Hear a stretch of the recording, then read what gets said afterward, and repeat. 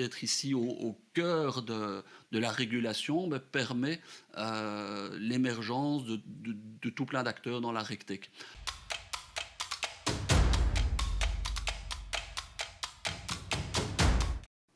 Alors, votre association n'accueille pas seulement des membres de la FinTech, on l'a dit avant, il y a aussi des membres de l'InsurTech, de tout ce qui est RegTech. Est-ce qu'il y a des verticales particulières qui ont en ce moment le vent en poupe? Est-ce que c'est plutôt la FinTech, l'InsurTech, RegTech, ou bien est-ce que ce sont encore d'autres verticales?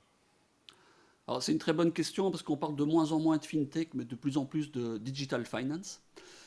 Et effectivement, c'est beaucoup plus large, Digital Finance. Alors, dans la Digital Finance, il y a évidemment tout ce qui est pur financier qu'on va continuer à appeler FinTech. Mais après, il y a d'autres verticales. Chez FinTech Belgium, on a une verticale qui s'appelle RegTech pour tout ce qui est lié à la régulation. Ensuite, il y a la verticale InsurTech. Tout doucement, on voit deux autres verticales qui s'annoncent. C'est très tech, même si ça c'est un peu plus de niche, mais surtout accounting tech ou account tech. Je crois qu'il y a plusieurs manières de l'appeler. Mais enfin, tout ce qui est lié à la comptabilité. Parce qu'en fait, tout se connecte aujourd'hui. Et donc, il y a des nouvelles verticales, effectivement, qui apparaissent. Et alors, le niveau d'évolution des différentes verticales est très différent.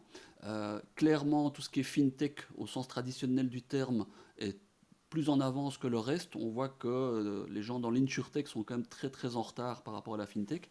Donc il y a un catch-up à faire qui est quand même très très important. Et donc en fait, ce sont des opportunités absolument gigantesques et qui sont assez liées à la RegTech. Alors la RegTech, on est pas mal ici à Bruxelles. Pourquoi? Parce que il y a la Commission européenne et en fait, on est un peu à la source de la régulation.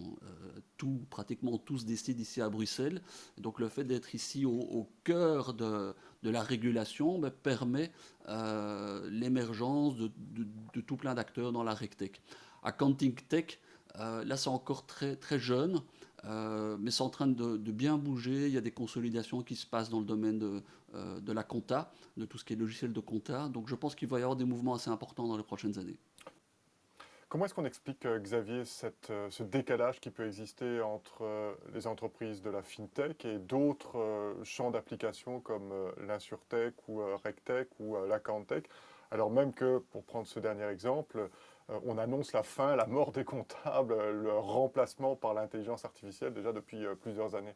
Effectivement, ça fait longtemps qu'on annonce la disparition des comptables au sens traditionnel du terme. Je pense que l'ensemble vient essentiellement de la concurrence.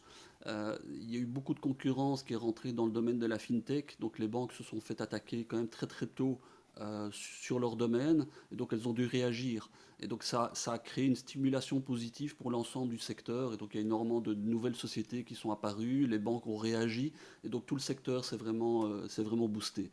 L'insurtech reste encore un peu traditionnel, c'est peut-être un métier un peu plus complexe aussi, avec des produits peut-être qui ont une vie, enfin pas une vie, mais en tout cas qui doivent avoir une vision de plus long terme. Ceci explique peut-être cela, la complexité et la périodicité des services et des produits. Et Accounting Tech, je pense qu'il faut d'abord des préalables en fait pour que l'accounting tech se développe, c'est-à-dire de l'open data. Tant que le data n'est pas vraiment ouvert, c'est difficile pour l'accounting tech de se développer. Donc maintenant qu'il y a PSD2 qui s'est mis en place, en fait on voit qu'il y a des barrières qui sont en train d'exploser et il y a tout qui est en train de se connecter.